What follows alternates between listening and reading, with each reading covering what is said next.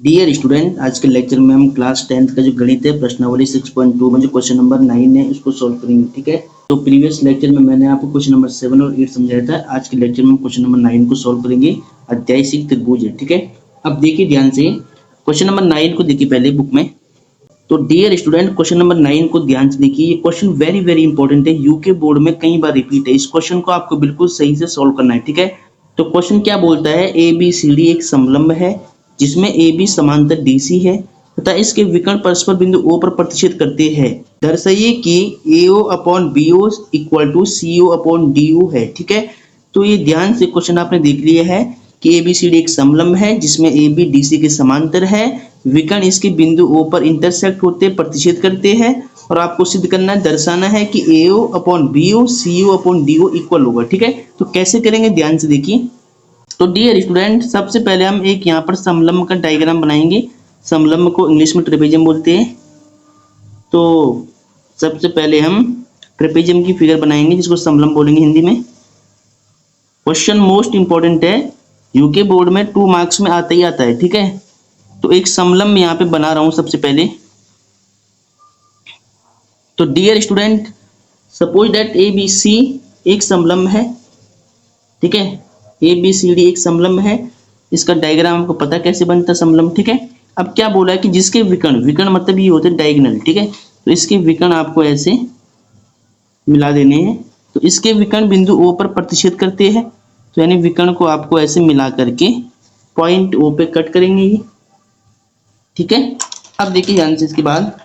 ठीक है, अब ये डायग्राम आपने बना दिया है। अब सबसे पहले देखिए आपको क्या करना है, यहाँ पे गिवन लिखना होता है। गिवन मतलब दिया है। ठीक है, दिया है को इंग्लिश में गिवन बोलते हैं। आपको एग्जाम में केवल हिंदी में लिखना है, हिंदी वालों को। ठीक है, तो गिवन देखिए, गिवन में क्या दिया हुआ है कि ABCD एक समलंब था। तो आपको लिखना है ABCD एक समलंब है, एक समलंब है। ट्रेपेजियम में ABCD इन्हीं कुछ जिसमें बोला है कि AB DC के समांतर है। ठीक है, सवाल में आपको पता होता है कि ट्रेपेजियम में एक पेयर पैरेलल होता है, तो AB DC के पैरेलल है। ठीक है, AB और DC समांतर है। ठीक है, ये दिया हुआ है, आपको सिद्ध करना है। ठीक है, यहाँ पे लिखना है सिद्ध करना है।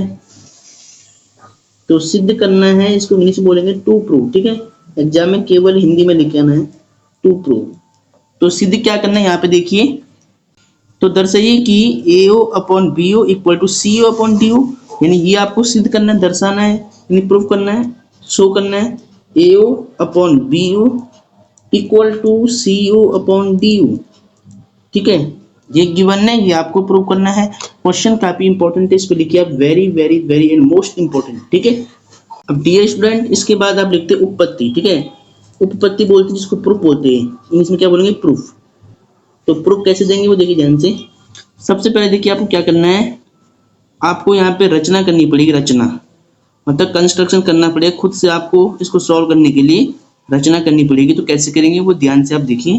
तो सबसे पहले देखिए आपको क्या करना है, आपको यहाँ पे एक स्टेप पहले आप यहाँ पे क्या लिखेंगे, आप यहाँ पे रचना लिखेंगे। पहले रचना, इंग्लिश में क्या बोलते हैं, कंस्ट्रक्शन। कंस्ट्रक्शन, ठीक है। देखिए रचना में मैं क्या करूंगा, मैं AB के पैरेलल एक लाइन ड्रॉ करूंगा यहाँ पर। ठीक है, तो मैं यहाँ पे क्या करता हूँ, देखिए मैंने क्या किया, एक लाइन बनाई मैंने यहाँ पे, देखिए ये वाली EO, एक EO लाइन को ड्रॉ किया मैंने AB के पैरेलल। मैंने मान लिया लेट कि EO AB के समांतर है, पैरेलल है, ऐसे हमने मान लिया पहले। ठीक है, तो हमने क्या किया, EO लाइन सेगमेंट को हमने ड्रॉ किया है AB के पैरेलल समांतर। ठीक है, ये हमारी रचना है, ये हमने बनाया है। इसके बाद आपको प्रूफ लिखना है इसके नीचे। ठीक है, तो यहाँ पे प्रूफ आएगा। अब प्रूफ में क्या करना है देखिए ध्यान से। सिंस आपको गिवन क्या था कि AB DC के पैरेलल है, AB समांतर है किसके, DC के, ये आपको दिया है पहले। ठीक है, और इसके बाद देखिए EO AB के पैरेलल आपने बनाया है, EO समांतर है AB के। रचना से आपने किया है काम, यहाँ पे लिखना रचना से। ठीक है, अब देखिए दोनों में क्या हो रहा है, ए बी डी सी के parallel, A B D C के पैरेलल, ईओ ए बी के पैरेलल। तो यानी ये इसके पैरेलल, ये इसके पैरेलल, तीनों पैरेलल है।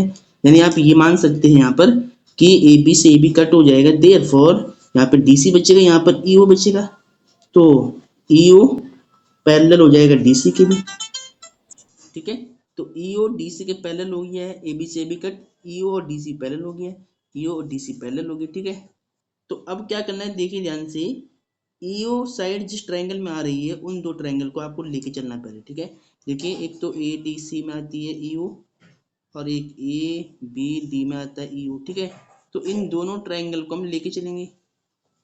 तो हम यहाँ पे लिखेंगे, चूंकि त्रिभुज ए डी सी में, ए डी सी में, देखिए ए डी सी में क्या है कि ईओ और डी सी पैरेलल है, देखिए, ठीक है। ईओ समांतर है डी सी के, ठीक है। तो यहाँ पर देखिए ईओ डी सी के समांतर था, इसीलिए इस ट्रायंगल ए डी सी में देखिए ये भुजा इसके समांतर है, इसीलिए थेल्स पर में क्या बोलेगी, ए ई अपॉन ई डी, ए ओ अपॉन सी ओ, ठीक है। तो यहाँ पर क्या दिया, सी ओ में दिया हुआ है, तो ए ओ अपॉन सी ओ लेना है इसको, ठीक है। जैसे यहाँ पर दिया हुआ नेम, वैसे आपको लेने रेशियो को।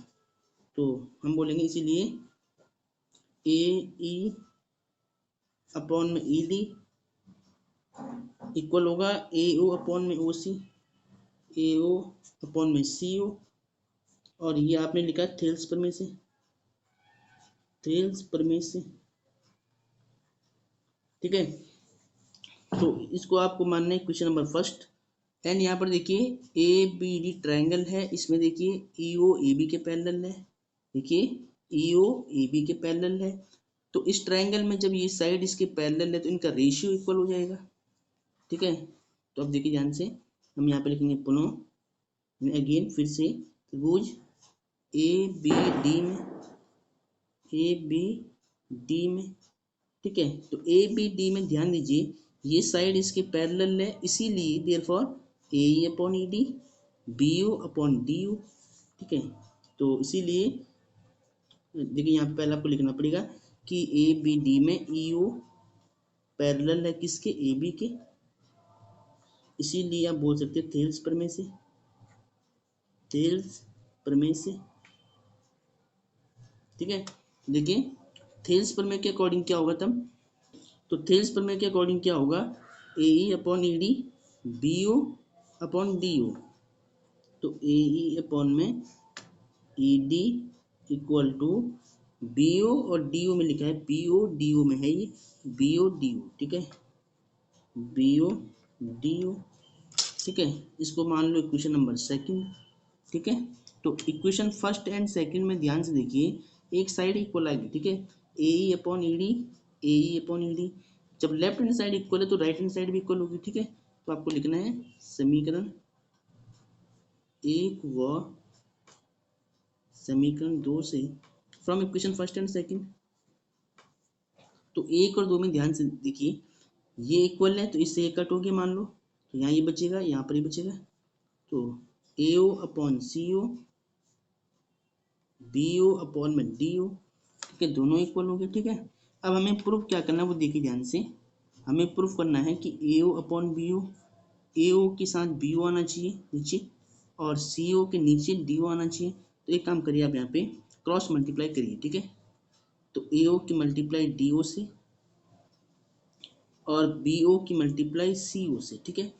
अब देखिए इसके बाद हम क्या करेंगे, हमें चाहिए प्रूफ में ए ओ के नीचे बी ओ, तो ए ओ ये सेम है, इधर का मल्टीप्लाई के बी ओ नीचे आएगा, उधर देखिए क्या है, उधर सी ओ है, देखिए यहाँ पर सी ओ है, तो सी ओ हम यहाँ पे सेम रखेंगे, और इसके नीचे डी ओ है, तो इधर से डी ओ डिवाइड में आएगा, मल्टीप्लाई का डिवाइड में जाता है। तो ये रिजल्ट आपको प्रूव करना था, ठीक है। अब क्या, तो अब आप इसको मैच करिए, देखिए देखिए ध्यान से, ए ओ अपॉन बी ओ, सी ओ अपॉन डी ओ, ए ओ बी ओ सी ओ डी ओ, ठीक है। और यहाँ पे लिखना है हैंस प्रूव्ड, हैंस प्रूव्ड। तो डियर स्टूडेंट ये क्वेश्चन काफ़ी इंपॉर्टेंट है, यूके बोर्ड में 2 मार्क्स में क्वेश्चन आते ही आता है, ठीक है। इसके बाद एक क्वेश्चन ऐसे ही हो रहे हैं, उसमें जस्ट हमें अपोजिट करना है, और ये मोस्ट इंपॉर्टेंट क्वेश्चन है, इसको ध्यान से आप देखिए, ध्यान से नोट्स में लिखिए आपको, ठीक है। इसी प्रकार आपको एग्जाम में सॉल्व करके आना है, पूरे सिक्वेंस में मैंने आपको बताया है। होपफुली ये क्वेश्चन आपको समझ में आया होगा, ठीक है।